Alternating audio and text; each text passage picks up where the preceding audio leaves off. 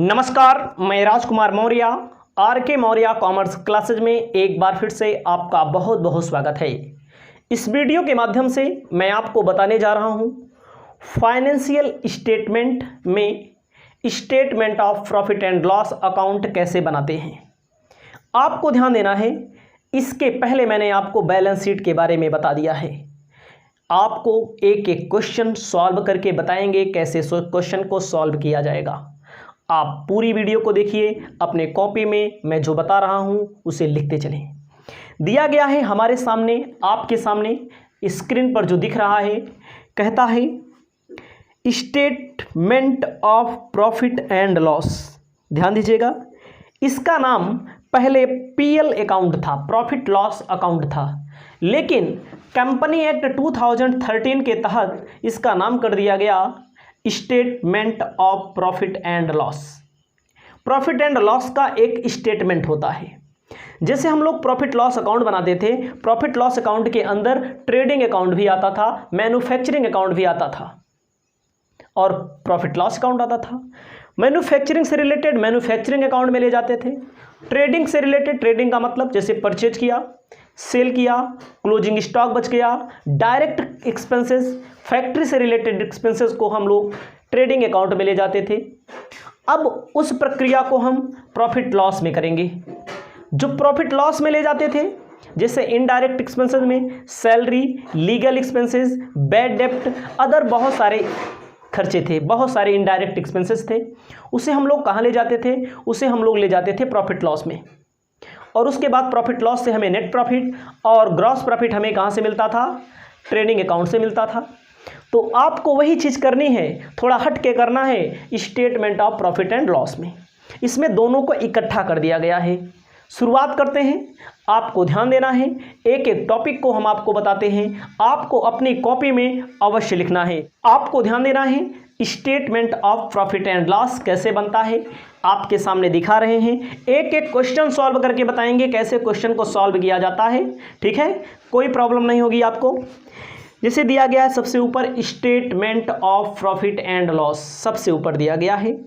उसके बाद for the ending year, उसके बाद इन रुपीज़, सबसे ऊपर कंपनी का नाम। आपको कंपनी का नाम लिखना पड़ेगा, profit statement of profit and loss लिखना पड़ेगा, डेट लिखनी पड़ेगी, रुपयों में। रुपयों में जैसे लाख में अमाउंट है तो लाख में, करोड़ों में है तो करोड़ों में, थाउजेंड में है तो थाउजेंड में। इसको यहाँ पर थोड़ा शो करना पड़ता है। जब न्यूमेरिकल क्वेश्चन आप पढ़ेंगे तब आपको ज़्यादा अच्छा समझ में आएगा। देखो, कॉलम बनेंगे इसमें, एक पार्टिकुलर का कॉलम बनेगा, दूसरा नोट नंबर का कॉलम बनेगा। ठीक है, तीसरे में कुछ नहीं दिया गया है, चौथे में करंट ईयर और प्रीवियस ईयर के कॉलम बनेंगे, जो फिगर लिखे जाएंगे, जो अमाउंट लिखे जाएंगे। जैसे पहला है revenue from operation. Revenue from operation का मतलब होता है ऐसी इनकम जो बिजनेस में आती है, कंपनी में आती है, उसे हम लोग लिखेंगे रेवेन्यू फ्रॉम ऑपरेशन में। फॉर एग्जाम्पल आप समझ लें, जैसे हम लोग ट्रेडिंग अकाउंट में बाई सेल लिखा करते थे, तो इसके लिए वर्किंग नोट अलग से बनेगा, उस वर्किंग नोट में आपको सेल दिखाना पड़ेगा। अर्थात हमारे कहने का मतलब बिजनेस को चलाने से, बिजनेस को ऑपरेट करने से जहां जहां से इनकम आएगी उसे लिखा जाएगा रेवेन्यू फ्रॉम ऑपरेशन में। जैसे सेलिंग की गई, बिजनेस में क्या की जाती है? सेलिंग की जाती है। सेलिंग करने से जो इनकम आती है उसे रेवेन्यू फ्रॉम ऑपरेशन में लिखा जाएगा। पहली कंडीशन समझ लीजिए, सेलिंग करो, गुड्स को सेल करो। ट्रेडिंग के क्रेडिट में जो लिखते थे उसे कहाँ लिखेंगे?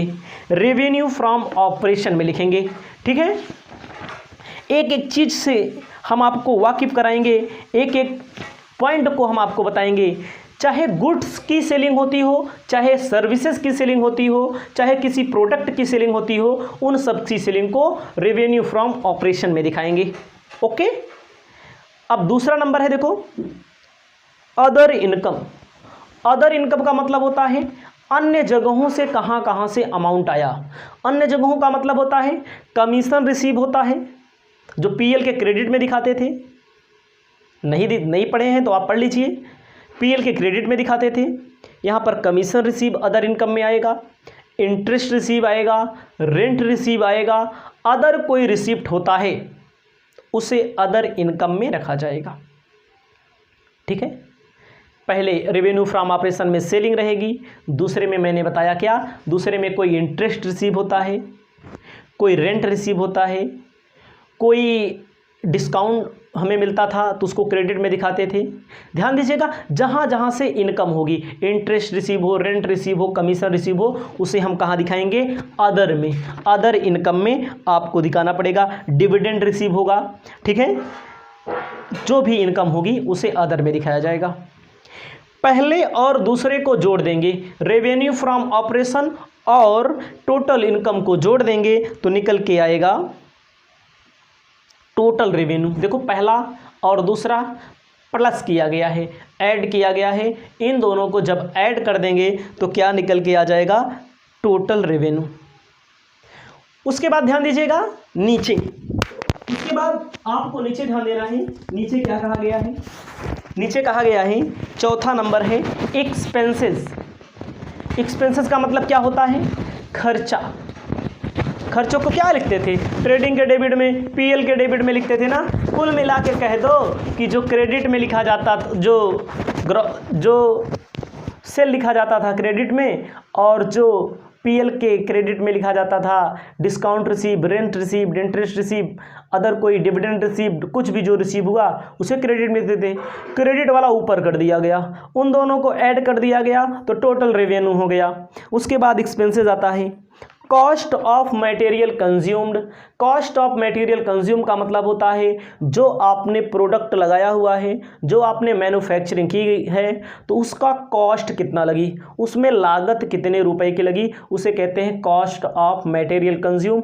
जैसे इसके लिए फॉर्मूला होता है, ओपनिंग स्टॉक में परचेज प्लस करते हैं, कैरेज प्लस करते हैं, direct expenses of material purchase plus करते हैं, जहाँ जहाँ से कॉस्ट इंक्रीज होती है, बढ़ती है, उसको प्लस करते हैं, माइनस क्या करते हैं, माइनस करते हैं क्लोजिंग स्टॉक, कोई वेस्टेज हो गया, कोई स्क्रैप हो गया, ये सब क्या कर देते हैं, माइनस कर देते हैं।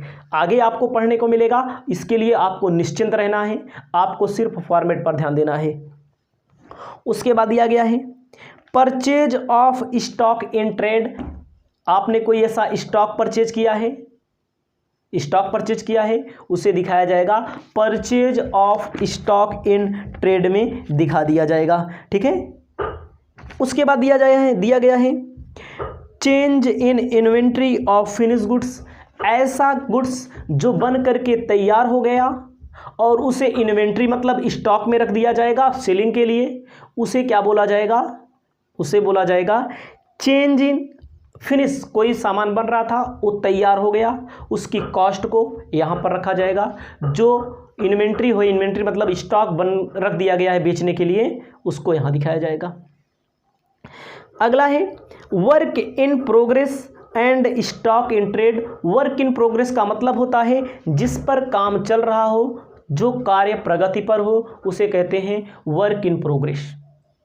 जिस पर काम चल रहा हो, उस पर जो एक्सपेंसेस हो रहे हों, उसे बोला जाएगा वर्क इन प्रोग्रेस में रखेंगे। एक एक क्वेश्चन को मैं आपको बताऊंगा, इसके लिए आपको बेफिक्र रहना है।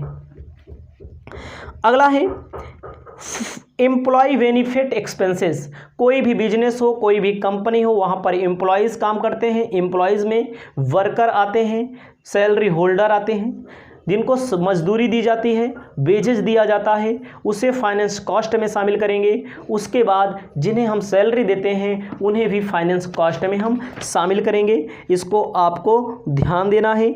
उसके बाद जो भी वर्कर पर खर्च किया जाए, उनके लिए कोई अगर फंड लगाया गया है, उसमें जो पैसा डाला जा रहा है वो भी क्या होगा, एग्जेम्प्ट हो, वो भी क्या होगा, डाला जाएगा पैसा जो उनका, उसे भी हम कहाँ रखेंगे, उसे भी रखेंगे एम्प्लॉय बेनिफिट एक्सपेंसेस में।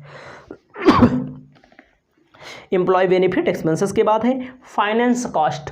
फाइनेंस का मतलब कोई भी कंपनी हो, कोई भी बड़ी संस्था हो, वो क्या लेती है, वो लोन लेती है। किससे लोन लेती है, पब्लिक से लोन लेती है, कहीं से अपना डिविडेंड अपना शेयर इशू करती है, पब्लिक को डिवेंचर इशू करती है, बैंकों से लोन लेती है, तमाम जगहों से लोन लेती है, जिसके बदले में कुछ बैंक पेमेंट करती है, जिसे बोला जाता है फाइनेंस कॉस्ट। जैसे डिबेंचर कंपनी इशू करेगी तो डिबेंचर पर क्या देना पड़ेगा, डिबेंचर पर इंटरेस्ट देना पड़ेगा। जब डिबेंचर पर इंटरेस्ट देना पड़ेगा तो उसे बोला जाएगा फाइनेंस कॉस्ट। और मान लीजिए कंपनी के पास शेयर हैं, शेयर कंपनी ने इशू किया है, वहाँ से कंपनी ने शेयर इशू किया है तो कंपनी शेयर पर डिविडेंड देगी, उसे भी यहीं लिखेंगे। बैंक से अगर लोन मिला है, बैंक से लोन लिया गया है तो बैंक की लोन पर ब्याज देंगे, उसके ब्याज को भी फाइनेंस कॉस्ट में लिखा जाएगा। कुल मिला करके फाइनेंस से रिलेटेड डिप्रिसिएशन अगर कोई चीज़ है, इन्वेस्टमेंट आपने किया है और उससे रिलेटेड आपको कोई एक्सपेंसेस होता है तो उसको यहाँ पर आपको दिखाना पड़ेगा। एक एक करके हम आपको क्वेश्चन में बताएंगे, ज़्यादा घबराने की ज़रूरत नहीं है। Depreciation of amortisation expenses. Depreciation किसे बोलते हैं, किसी भी कंपनी में तमाम संपत्ति होती है, एसेट्स होती हैं, जैसे प्लांट हो गया, लैंड एंड बिल्डिंग हो गई, मोटर कार हो गई, फर्नीचर हो गया, उसके मूल्य में, उसकी प्राइस में कमी आती है उसको यूज करने के कारण, उसे बोला जाता है डिप्रिसिएशन। जो डिप्रिसिएशन हम निकालते हैं उसे हम कहाँ लिखेंगे, उसे हम इसी हेडिंग के अंदर लिखेंगे। सबके लिए अलग अलग स्टेप बना दिए गए हैं, ठीक है, ताकि ढूंढने में दिक्कत ना हो। आपको आगे ध्यान देना है अदर एक्सपेंसेस में। अदर का मतलब है जो ऊपर आपको मिला, cost of material consume, purchase of stock in trade, change in inventory of finish goods, work in progress and stock in trade, employ benefit expenses, finance cost, depreciation.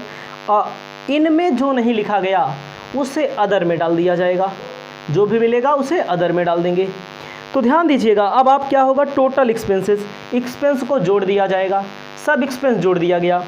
ऊपर तीसरा है और चौथा है, तीसरे में से जब चौथा माइनस कर दिया जाएगा, यानी कि इनकम में से खर्च जब माइनस कर दिया जाता है, ऑटोमेटिक प्रॉफिट निकल के आ जाता है। ऑटोमेटिक क्या निकल के आ जाएगा, ऑटोमेटिक प्रॉफिट निकल के आ जाएगा, आपको ध्यान देना है। उसके बाद इसमें तमाम चीज़ें गई। एक्सपेंशनल एक्सपेंसेस हैं, profit before extra ordinary item, अगर कोई एक्स्ट्रा आइटम है, एक्स्ट्रा टैक्स देना है तो टैक्स को भी काट दिया जाएगा, यहीं पर टैक्स को भी माइनस कर दिया जाएगा।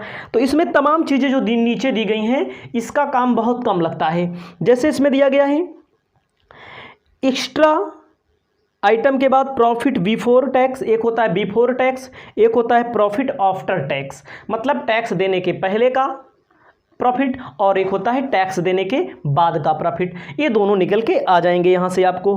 उसके बाद आपको ध्यान देना है, तमाम चीज़ें दी गई हैं, इनका यूज बहुत कम होता है, इसे आप अपनी कॉपी में केवल लिख लेंगे, उसके बाद क्वेश्चन में मिलेगा तो दिखाएंगे, बताएंगे, नहीं मिलेगा तो इसकी कोई विशेष ज़रूरत नहीं पड़ती है।